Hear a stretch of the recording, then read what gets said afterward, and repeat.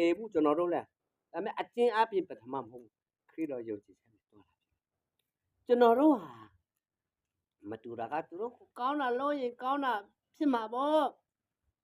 ကောင်းတာလို့ကောင်းတာဖြစ်သွားမယ်ဆိုတမလွန်မှာအဲ့ဒါကြောင့်ဘုရားကောရမမြတ်စွာလဲဘဝထွားကြောင်းပြောင်းလဲသွားတယ်ကျွန်တော်အခုမှမေ့သွားတာလေးတင်ချင်တဲ့ကဘာတပင်းဟုတ်တယ်ဘဝအစားစကူပြောပြီးမှနောက်ပန်းကြမှာလို့ပြောတာပဲကျွန်တော်တို့အဲ့လိုမျိုးယုံကြည်ခဲ့လို့ကျွန်တော်တို့ဟာတည်လို့ရှိရင်တမလွန်မှာခရစ်တော်ကိုယုံကြည်နေတဲ့လူတွေဟာကောက်ကင်နိုင်ငံတော်မှာဝင်စားမယ်ဆိုတဲ့ရည်ရွယ်ချက်လောကမှာဘလောက်သိစရမလဲလောကတင်ချာနေနဲ့ပဲတူအောင်မယ်လောကနဲ့90နှစ်အသက်100ဆိုရင်ဟုတ်တယ်မလား28နှစ်ဘယ်အသက်100ပဲရှင်ပါတော့20နှစ်ပဲကျန်တော့တာအဲ့ဒါတောင်မှပူလိုတွက်တာနော်မနေ့ပြင်မှာပြစ်မလဲဆိုတော့ဘသူတီးလို့လဲဒီမှာအသက်ငယ်တဲ့တွေပြောလို့မရဘူးအန်တီတဲ့သူလည်းတွားနိုင်တယ်ကျွန်တော်လည်းတွားနိုင်တယ်ဒါပေမဲ့တွားရမယ်လမ်းတေချာတီးတဲ့လူနဲ့မတီးတဲ့လူအဲ့ဒါမှကျွန်တော်တို့ကကွာသွားတာဖြစ်တယ်အဲ့ဆိုတော့ကျွန်တော်အန်တီအတွက်အခုတမက်ကချစ်တယ်ဆိုတာကြိုက်တဲ့ဝတ်စားဝယ်ပေးတယ်စားတော့ကောင်းဝယ်ပေးလေမကောင်းဘူးဆိုတာမဟုတ်ဘူးကောင်းတယ်ဒီကနှလုံးသားရဲ့ညင်တဲ့ခြင်းတကယ်ဝမ်းမြောက်ခြင်းကိုတော့ပေးနိုင်မှာမို့အစ်စ်ကိုပြောတာနော်ခဏတော့ကျင်းနေမှာဒါပေမဲ့လောကမှာအရေးကြီးဆုံးကချစ်ချင်းမေတ္တာဟုတ်တယ်ဖခင်ကိုချစ်တယ်ဘလို့ပဲတရားတော်ဟောနေဒီအန်တီကိုဒီကိုချင်းတောင်မှမချစ်နိုင်ရဲ့လို့ဖြစ်မှာတော့ဘာပဲဖြစ်ဖြစ်လောကမှာဘာပဲဖြစ်ဖြစ်ဒီတရားလေးတွေကတော့ကျွန်တော်ပြောလို့မဟုတ်ပါဘူးဒီကတည်းလုံးအမေပြောတယ်အမေဒီလိုဘာတိကြည့်ပြီးမှမလို့လို့ဟိုစေးရင်ငုံတဲ့အမလေးတို့ကပရနေနေပြောအဲ့ဒါကတော့နင်တို့မမွေးခင်ကတည်းကငါတီးပြီးပြီအမေပြောလဲပြောထားတဲ့စကားနော်အမလေးမပြောနဲ့ငါတီးပြီးပြီဒါပေမဲ့တော့ဘောကင်းဖြစ်တယ်နော်အမေကနောက်ကြလေဆိုတော့တီးတာနဲ့မှမလုံတော့တာခရစ်တော်လေဝါကတိုင်ပေါ်မှာအသေးခံနေဆိုတဲ့တည်င်းကပြောမယ်ဆိုရင်စာတန်ကလည်းလုံးဝတရားမတရားယုံကြည်တာယုံလားယုံတယ်လေတီးတယ်လေဒါပေမဲ့ယုံကြည်တာလည်းပဲရှိတယ်လက်မခံဘူးစင်တယ်လို့ပြောမယ်ပေးတာလေတီးပေမဲ့ပေးတာတီးတာနဲ့မလုံတော့ဘူးနှလုံးသားထက်ကနေကျွန်တော်တို့လက်ခံလိုက်တဲ့အခါမှာကျွန်တော်တရားနေရာမှာပဲတည်အရှင်တင်တည်ချင်ပြီလို့ပြောတာမဟုတ်ဘူးဘယ်နေရာမှာတည်ရတယ်ကျွန်တော်ကလေးမှာကျွန်တော်တားငယ်ကကွာတေးက56ထဲဝင်ပြီတားငယ်လေးက3နှစ်တောင်မပြည့်သေးဘူးတကယ်လို့ကျွန်တော်အခုဖះခေါ်သွားလို့တည်သွားပြီဆိုရင်ငါမိသားစုတော့ငါမိမအတွက်ပူဆရာမမလို့တာဘာဖြစ်လို့ပူရမှာလဲဆိုရင်ကျွန်တော်ထဲအများကြီးတောင်းဝင်ယူနိုင်တဲ့ဖះရှိရလေဟုတ်တယ်မလားဒီဖះကိုကျွန်တော်ယုံကြည်လိုက်တဲ့အခါမိသားစုအတွက်ပူကောင်းတဲ့အရာကိုဖះလုပ်ပေးနေတယ်ကျွန်တော်တီးလို့စိတ်ချမ်းသာနေရတာရောက်တဲ့နေရာမှာဒီဆယ်အဖြစ်ကျွန်တော်ပေါ့ဖြစ်ပါတယ်လို့ကျွန်တော်တော့နောက်ဆုံးနေနဲ့ဝင်ငှချင်ပါတယ်အများကြီးလဲကျေးဇူးတင်တယ်နော်ဘလို့ပဲဖြစ်ဖြစ်အခုနကျွန်တော်ပြောတယ်လူအနေနဲ့ဆိုသူစနီးတေးပန်နီးနဲ့ပဲဖြစ်ဖြစ်ဆရာဝန်နီးနဲ့ပဲဖြစ်ဖြစ်ဘာနီးနဲ့ပဲဖြစ်ဖြစ်ဒီမှာမရှိတော့ဘူးအတိန်တော်မှဥမာထုတ်ပြီဆိုပါတော့ထုတ်ပြီလို့ရင်အဲ့ဒါလေလူညင်နဲ့တော့မဖြစ်နိုင်တဲ့အရာဖြစ်စေတော့ဖះဆိုတာယုံဖို့ပဲလို့ဒါပေမဲ့ပေးမှာဖះကိုကိုကွယ်မဲ့လူမဟုတ်ဘူးငါတို့ဟာဟုတ်တယ်မလားဖះမရှိတဲ့ဟာရှိစေနိုင်တဲ့ဖះဒီခေတ်မှာခက်ကတိုးတက်နေတာလေအဲ့ဒါခက်တိုးတက်တာပြောတာမဟုတ်ဘူးဖះကလူကူညင်ပေးလာတဲ့ခါကျတော့ပညာကိုပေးလာတဲ့ကျတော့တေးမရှိတဲ့ဟာတော့မှတခြားနည်းနဲ့အစစ်စင်ဖះပိုက်စားကိုကြများကြီးမလို့ပဲနဲ့လဲဖះလုပ်ပေးနိုင်တယ်ဒီဟာကိုကျွန်တော်အားကိုးနေတာမဟုတ်ဘူးပေးချင်တယ်ဆိုရင်ဘယ်လိုနည်းနဲ့ပေးမလဲဆိုတာတော့ကျွန်တော်မသိတာ ဒါပေမဲ့ကျွန်တော်ယုံတာခင်ဗျားတို့ယုံတာမယုံတာကအပါထားကျွန်တော်ယုံတာကလွေးနာနဲ့မင်းထိုက်ရဲ့အတွက်အမွေတစ်ခုတော့ဒါသမီးတယောက်တော့ပေးမယ်လေဘလူနီးနဲ့ပေးမလဲဆိုတာကျွန်တော်မသိဘူးလို့ပဲရကိုရအောင်ကျွန်တော်ပြောနေတာမယုံမဲ့နေကဆရာဘလူလို့ဒါယူပြီလေနင်အတွေးပဲလေဒီအမေကြီးအတွေးပဲလေနင်တို့တွေးတာလောက်ကတော့ကျွန်တော်တို့တွေးတာလောက်ကတော့ဟူးကဘာကြီးတစ်ခုမှအစ်တစ်စစ်လောက်တော့မတွေးနိုင်တဲ့လူရဲ့ဦးနောက်နင်မစင်းစားပါနဲ့ဖျားပင်းဘယ်နည်းနဲ့ဆိုတာဒါမသိတာမရเสียအကြောင်းမရှိဘူးနော်ဘယ်နည်းနဲ့ကျွန်တော်လည်းနီးလားမသိဘူးဘာလို့ဆိုတော့ဖျားရဲ့အကျယ်ငယ်ကခြေပြင်းလို့တနေ့ကျတော့ပြီးစုံနေ့ကျတော့ကျွန်တော်ခေါ်ရမယ်ကျွန်တော်ဆုလာတောင်းပေးရမယ်နော်မိထိုက်ဝက်ကနဲ့လွေမလားဘလို့မလဲမသိတဲ့အတွေ့အကြုံပေါ့နော်တနေ့ကျတော့နင်တို့ကူကြည့်ဆုဆောင်ရှင်းမယ်လို့တရားနော်ဖျားကအမွေပေးပါလိမ့်မယ်ဆိုတော့ယုံကြည်ခြင်းနဲ့ကျွန်တော်ပြောတာနော် prophet မဟုတ်ဘူးနော်ကိုဖြစ်ရမယ်ဖြစ်စေနိုင်တဲ့ဖျားဖြစ်တဲ့အတွက်ကြောင့်ကျွန်တော်ယုံကြည်ခြင်းနဲ့လာချင်တာတော်ကြာပြီ9နှစ်နေပြီအဲ့လိုမျိုးတရင်ကြတဲ့ခါကျွန်တော်ဆုလာတောင်းပေးခြင်းနဲ့အချိန်မရဘူးဆရာမမရှိလိုက်ဟွာလိုက်နော်ဆရာလည်းမအားလိုက်ကလေးတွေနဲ့နှစ်ခါပဲရောက်ဘူးတဲ့အဲ့ဒီအချိန်မရဘူးဆုတောင်းခွင့်လည်းအချိန်မရဘူးဒီနေ့တော့လွတ်လပ်ဖျားကချစ်ဖြစ်တဲ့အတွက်ကြောင့်နာမတော်ချစ်ဖျားတခင်ကောင်းမြတ်တယ်လို့ပဲကျွန်တော်ပြောပါရစေဆိုတော့မင်းထအတွက်လည်းကျွန်တော်ဆုတောင်းမယ်ကျန်တဲ့ဟာတွေကျွန်တော်မပြောပြတဲ့အချိန်အခုတင်ပြန်လဲဒီထက်ပူပြီးဆောင်ဖျားလုံနိုင်တဲ့အတွက်ကြောင့်ဘောနော်တင်ပြခြင်းတဲ့ဟာလေအန်တီကတကြည့်လို့ဆိုတော့ဘောနော်ဆူတောင်းတဲ့နေရာမှာဒီဟာလေတော့အန်တီနဲ့ဆူတောင်းခံခြင်းနဲ့ဆိုတဲ့ဟာရှင်းပြောပါဆူတောင်းစေခြင်းနဲ့ချက်ပါရှိလား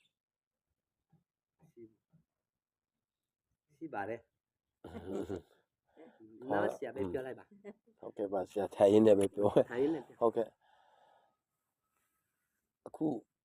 ကျွန်တော်ကတော့ကလေးမရှိဘူးနော်ဒါမဲ့ကျွန်တော်ဖခင်ရဲ့ဖြစ်တည်မှု identity ကျွန်တော်သိတယ်ဟုတ်တယ်လေဖခင်ရဲ့ဖြစ်တည်မှုဖခင်ရဲ့အလေးလာပေါ့နော်အဲ့တော့ဆရာပြောတာလဲကျွန်တော်ယုံကြည်ပါတယ်ကျွန်တော်တို့နေရာမှာမွေးပေမဲ့ကျွန်တော်တို့လုပ်တဲ့အရာကောင်းတဲ့အရာဖခင်ကလူကိုအတုံးပြုပြီးမှဒီနေ့ကြာရင်အကောင်းဆုံးပေါ့နော်ပြင်ဆင်ထားမယ်ဆိုကျွန်တော်ယုံကြည်တယ်ကျွန်တော်လည်းတရားမှတရားအဲ့ဒါကိုပြောတာအခုဆရာမဂျူလီကတော့သူလည်းဒီကုန်းပေါ်မှာလာနေတာ၄နှစ်လောက်ရှိလာတဲ့အခါမှာသူနဲ့အိမ်ထောင်ပြူတာတော့အခု၈နှစ်9နှစ်ရှိပြီပေါ့နော်သူအရင်တုန်းကတော့အင်္ဂလိပ်စာလုပ်တယ် ICTC မှာကျောင်းလုပ်ခဲ့တယ်သူကသူလုပ်တယ်ကျွန်တော်အိမ်ထောင်ပြူ ICTC မှာလေ ICTC မှာဟုတ်တယ်အမှကျောင်းအရင်လုပ်တာဒီမှာသူရန်ကုန်ကနေကျောင်းအုပ်ခေါ် ICTC ဒီကျောင်းမှာလေဟုတ်တယ်သူအမှကျောင်းအုပ်လုပ်တယ်အမှချင်းဆရာမဟိုဒဇင်တို့ဒဇင်တို့တောင်မှတီးတယ်သူပဲခေါ်တာပေါ့သူမဟုတ်ခေါ်တာတော့မဟုတ်သူ့ကိုနည်းနည်းပါနီးပြပေးတယ်ဒဇင်ကတော့အားသဘောကျတယ်လေဒဇင်ချင်းဆရာမလေဒီတဲ့ကျွန်တော်တင်သားလေဒဇင်ကုန်းသမီးလေဟုတ်တယ်ဆရာမဂျူလီဆရာမမင်းထိုက်ပေါ့အခုက तू ကဒီမှာလာနေတော့အဆင်မပြေတော့ရန်ကုန်သွားချင်တာရန်ကုန်ဘာဖြစ်လို့သွားချင်တော့ဒီမှာနေရင်သူ့ရဲ့အင်္ဂလိပ်စာရယ်လေအမြဲတမ်းတွေးနေရမှာလေနော်အဲ့လိုမျိုးဆိုသူများခေါ်တယ်အခုလိုက်တာအရာကကျောင်းတစ်ကျောင်းမှာ तू အကျောင်းလိုတယ်ဆိုလို့သွားတော့အစတော့ဒုက္ခရောက်တာပေါ့နော်ဘာပဲဖြစ်သူတို့ဘက်ကနေဘလို့ပဲဖြစ်သူကတော့အကောင်းဆုံးအမြဲတမ်းတော့အမြဲတမ်းအမေတို့ကျွန်တော်တို့ကအမြဲတမ်းဖုန်းဆက်ပြီးမှသူ့အတူလဲခွန်အားယူပေါ့သူတို့မကောင်းရင်လဲပေါ့နော်သူ့ဘက်ကနေကလေးတွေကိုသူ့ရဲ့အလုပ်တောင်းကိုအကောင်းဆုံးလုပ်တယ်အခုလဲသွားရင်းနဲ့အခုထီဆောCambridge ပေါ့နော်လန်ဒန်လဲဒီပလိုမာတက်နေတယ်အခုဒီတလုံးမှာပဲ trainer လန်ဒန်လဲပြန်တက်ဖို့ရှိတာပေါ့သူထီဆောလဲဒီအတော့အသွေးပဲ3-4လပဲ390လောက်ရှိတယ်သူဟုတ်တယ်ထီဆောပဲသူလမ်းစရိတ်လဲသူအဝေးကနေတက္ကစီဟိုတကုံစင်တာသွားရတာဟုတ်အဲ့လိုမျိုးလက်မှတ်ပေါ့နော်အဲ့လိုမျိုးလေအကြောင်းအုပ်လုံးရင်းနဲ့နှစ်ခုရတာပေါ့အဲ့လိုမျိုးအခုပြီးအောင်လုပ်နိုင်ဖို့သူအချိန်မပေးနိုင်လို့ပါအချိန်မပေးနိုင်ဆိုတော့အချိန်ကတစ်ချိန်ထဲမှာပဲအများကြီးနှစ်ခုလုပ်ရတယ်ဆိုတော့စာတအားဖတ်ရတယ်နိုင်ငံခြားကဆရာတွေနဲ့တွေးလိုက်တာနဲ့တွေးလိုက်တော့သူမနိုင်ဘူးဆိုတာတဲ့အချိန်မရှိဘူးပေါ့နော်သူ့ကိုလည်းစိတ် နှမျိုးသုံးမျိုးဖြစ်နေတာကျောင်းမှာလဲကျောင်းအုပ်လုံးရတယ်ဒီနှမျိုးလဲတဲ့ရတယ်တစ်ဖက်မှာလဲသူကျမ်းမာရေးအတွက်လဲပေါ့နော်အဲ့လိုမျိုးသူကတိုက်ရိုက်ထုတ်ထားတာအဲ့တော့ဆေးလေးတောက်ရတယ်ဒါပေမဲ့သူ့ကိုခွန်အားပေးပါတနေ့ကျရင်ဖယားကသူ့ကိုဒီလိုမျိုးခန္ဓာရည်ရှိစွာနဲ့ကြော်ဖြတ်ပြီးမှပျော်ရွှင်ဝမ်းမြောက်တဲ့အသက်တာသူ့ကိုဟိုမှာနေတာလဲကျွန်တော်ယောက်ျားအနေနဲ့ကြတော့သူ့ကိုတကယ်ပဲအခက်အခဲမျိုးကြားထဲမှာဖယားဘက်ကနေပဲကျွန်တော်တို့ကအားပေးနေတာလေနော်ပူပြီးမှဖယားထဲမှာရှိစေခြင်းလို့ဖြစ်ပါတယ်လို့ဆရာဆုတောင်းပေးပါ ကိုကျွန်တော်ဆူတောင်းမယ်နော်အသက်ရှင်တော်မူကျွန်တော်မျိုးကိုခုနဖြစ်တော်မူတော်ထာဝရဘုရားအထူးပဲကျေးဇူးတင်ပါတယ်ဆရာတို့တွင်တို့မိသားစုမှာဘုရားရှင်ပို့ဆောင်လို့တဲ့နာမတော်ချီးမွမ်းတယ်ဒီမှာဆရာတို့အကြောင်းကိုကြားရတဲ့ခါမှာကျွန်တော်တွားချစ်ပေမဲ့ဖယားအခွင့်အရေးမပေးသေးလို့ခုနှစ်နှစ်လုံးမှာကိုတော့ကျွန်တော်ဆူတော့တောင်းဖို့အချိန်မရခဲ့ဘူးဒီနေ့ကဖယားအကောင်းဆုံးပြင်ဆင်ပေးတဲ့နေ့ဖြစ်တယ်ဒီနေ့မိသားစုပေါ်မှာကြီးမားတော့ဘုရားရှင်အမှုပေးခြင်းလို့ဖြစ်တယ်ဆိုတာကျွန်တော်ဝန်ခံပါတယ်ဒီနေ့ဖဘုရားရှင်ကျေးဇူးတင်တယ်ဒီအန်တီတဲ့90နှစ်တန်အသက်ရှင်ခွပေးပြီးတော့သူ့သမီးနဲ့သူ့သမက်နဲ့ကိုရောအတွက်ဒီနေ့ဘာမှမလုပ်နိုင်ဘူးလိုအပ်တဲ့ဟာကိုဒီမှာသမက်နဲ့သမီးကကြည်စုဆောင်ရှုပ်ယုံဆိုပေမဲ့သူ့အနေနဲ့တခါတလေကျမဟာတန်ဖို့မရှိဘူးလားလို့ထင်ကောင်းတယ်အကြီးမဆုံးတော့တန်ဖို့ဘုရားချစ်ချင်တာဖြစ်တယ်လူတည်းမှာတော့မွေးမိခင်ပဲဖြစ်ပါလေသူလုံနေတဲ့အရာအများကြီးရှိတယ်ကိုရောဒီသမီးနဲ့သမက်ကတော့ကာယကြီးရပဲလုပ်ပေးနေတယ်သူတို့အသက်တာကိုစုံမဖို့တွန်တင်ဖို့ဟာကြီးမားတော့အမှုကိုပြုတ်နေတဲ့မိခင်ချစ်ဖြစ်တဲ့နာမတော်ချီးမွမ်းတယ်သမီးနဲ့သမက်အတွက်အကောင်းဆုံးဆုတောင်းပေးနေတော့မိခင်ဖြစ်စေ၍သူအသက်တာကိုကောင်းတော့အရာမှာပို့ဆောင်လဲသမီးတွေသမက်တွေအမျိုးတွေမပေးနိုင်တဲ့ငင်သက်ချင်းဖျားထားမှလာတော့ဝမ်းမြောက်ခြင်းအထူးသဖြင့်ယနေ့သူဘယ်နဲ့ကလည်းစားပြီးတော့ဒီလိုဖြစ်လေဆိုတာမသိပေမဲ့35နှစ်လုံးဆွေငွေကြီးပေါ်မြောင်းမြတ်စကိုကြက်ခံပြီးတော့တွေးတွင်နေတဲ့မြို့သမီးခရစ်တော်ရဲ့ဘဝတော်ကိုတိုးထီတာနဲ့လုံးဝချက်ချင်းနေကောင်းသွားတဲ့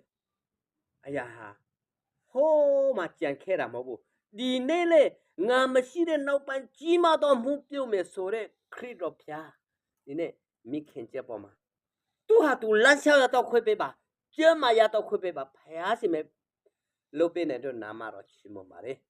ကိုရောလုတ်ပေးမဲ့ကျမ်းမာချင်းပကတိကိုလည်းပေးမယ်လို့ကျွန်တော်တို့ယုံကြည်တယ်ကိုရောဝမ်းသာတယ်ဆယ်နှလုံးကျွဲမဲ့ကိုရောဆူတောင်းပါ၏မိခင်ချစ်ကျမ်းမာစွာဖြစ်သူ့တမက်တွားတဲ့ခါသူ့သမီးတွားတဲ့ခါသူ့အိမ်မှာတတ်နိုင်တယ်လို့လုံနိုင်ဖို့ကိုရောသူ့ချစ်ထောက်ကိုလှမ်းစေပါသူ့လက်ကိုရောကောင်းကြည့်ပေးပါကိုရောထိုးတပည့်ဆူတောင်းယုံတဲ့နဲ့ဆုံးမယုံတဲ့နဲ့မနဲ့တတ်နိုင်တဲ့ဖေးကနဲ့ကိုရောကိုညီနိုင်ဖို့ကိုရောလိုအပ်တော့ကြမှာချစ်ပေးပါမယ်ကြောင့်ဆူတောင်းလိုပါတယ်ဒီနေ့သမီးမင်းထိုက်ကိုရောအသက်40ကျော်ပဲရှိတဲ့အတွက်ကြောင့်သူပညာလိုချင်တော့သူဟာဖျားရဲ့ကောင်းကြီးဖြစ်တဲ့ဖျားလိုတော့ကိုလိုချင်တော့သူဖြစ်ပါတယ်ဆိုလိုမန်မင်းကြီးကတောင်းဆိုတဲ့ခါမှာရှင်းရှင်းဥစ္စာပညာတွေထက်ကျန်တဲ့အရာတွေထက်ပညာကိုသူပထမတောင်းတဲ့အတွက်ကြောင့်လိုအပ်တဲ့အရာတွေအကုန်လုံးပေးတယ်လို့သမီးကိုလည်းသူလိုချင်တဲ့ပညာပိုက်ဆံအများကြီးကုန်ပြီဖြစ်တယ်လေဒီပိုက်ဆံကတော့စားလို့မရဘူးဘာမှတော့ဒီတန်ဖို့တဲ့ပညာတဖို့ကအစားပေါင်းတစ်ထောင်များတဲ့အတွက်ကြောင့်သမီးရဲ့တင်ကြနေတဲ့အရာအားလုံးအောင်မြင်စွာဖြင့်အကုန်လုံးပြည့်စည်တဲ့ခါမှာဒီမှာပြန်ရောက်တဲ့ခါမှာကိုရောစစ်ကြီးမှတော့မဟုတ်သမီးအပြင်မူစင်မှာအောက်ဖွယ်ကိုရောလှုပ်ပါအင်္ဂလိပ်စာနဲ့ပတ်သက်တဲ့ဟာကောင်းဆုံးတင်ကြနိုင်ဖို့ဘုရားရှင်သူ့အစီအစဉ်ရှိပါတယ်သူ့အစီအစဉ်တဲ့ကြီးမားတော့ပိုကောင်းတော့အရာကိုတမန်တော်ပြင်ဆင်ပေးမှလည်းကျွန်တော်ဆူတောင်းလိုပါတယ်တခါတလေအားငယ်မှာဖြစ်ပါတယ်တခါတလေယောက်ျားလည်းဒီမှာသူ့အမေလည်းဒီမှာအမေရောကြက်မမလားအဲ့ဒါတွေစဉ်းစားမှာပြအဲ့ချိန်မှာကိုရောပဲခွန်အားပေးပါကိုရောတမီးကြည့်တာထက်ဖယားကအမေငါယောက်ျားအတွက်အကောင်းဆုံးပြင်ဆင်ပေးနေတဲ့ဆိုတဲ့အရာကသူ့အတွက်ခွန်အားဖြစ်ပါစေကိုရောကောင်းကောင်းကြိုးစားလဲ ကိုရောကျမ်းမာခြင်းကိုပေးပါဆရာတွေ့နံသူမှာ music ပိုင်းမှာမူစင်မှာဖျားအသုံးပြုနေတာဖြစ်ပါတယ်ကြီးမားတော့မှုသူမှာကိုရောသူအင်္ဂါပြတော့ကောင်းမတင်တပ်ပြန်စားဖို့ကိုရောပြင်ဆင်တဲ့အတွက်ကြောင့်ကိုရောကောင်းကြည့်ပြီးပြေဆုံးစေပါမယ်ကြောင့်ဆုတောင်းလိုပါဤဖတ်ထောက်ရဖျားကျေးဇူးတင်နေဘာအမှုမဆိုဖျားအထုပြုတော်မူဖျားကိုနံပါတ်1မှာထားတဲ့မိသားစုဖြစ်စေပါအထိုးတစ်ဖြစ်သူတို့ဝန်ကားနဲ့ဒီနေ့အဖဖျားရှင်ဒါသမီးမရသေးပေမဲ့ဖျားတခင်ပင်စင်ပေးနေတယ်ဆိုတာတရားမှတရားယုံကြည်လို့တဲ့နာမတော်ချီးမွမ်းတယ်သူတို့အမွေစားအမွေခံဖျားရဲ့အမွေစားအမွေခံဒါတယောက်ကိုပဲဖြစ်သမီးတယောက်ပဲဖြစ်ကိုတော့ပေးတော့ပါမယ်ကြောင့်ဆုတောင်းလိုပါတယ်ကျွန်တော်တို့အနေနဲ့လူချင်တာကိုပြောမယ်ဆိုရင်ချင်းဒီကယောက်ျားဆိုတာကအမွေခံဖြစ်တဲ့အတွက်ကြောင့်ဒါလေးလူချင်ပါတယ်ဖြစ်နိုင်ရင်ဆီယာမဝန်ကားနဲ့မွေးတဲ့ကလေးလူချင်တယ်ကိုတော့ရှင်ကျွန်တော်တို့လူချင်တာတင်ပြခွင့်ရှိတယ်ဖယားအတွက်မဖြစ်နိုင်တာလုံးဝမရှိဘူးဒါပေမဲ့ကိုဝန်ကားနဲ့မဟုတ်လက်တနည်းနည်းနဲ့တပေးကနဲ့သူတို့အကောင်းဆုံး1ယောက်လား2ယောက်လား3ယောက်လားဖယားလိုအပ်တယ်လို့ပြင်ဆင်ရလမ်းပြပို့ဆောင်တော်မူကြီးမားတော်မူဖယားဒီမိသားစုပေါ်ပြုတော်မှာကြောင်းကေတင်ပတ်စင်ကြောင့်မြတ်တော်နာမနဲ့ဆုတောင်းကြပါဖယားရှင်အာမင်โอเคကျေးဇူးပါ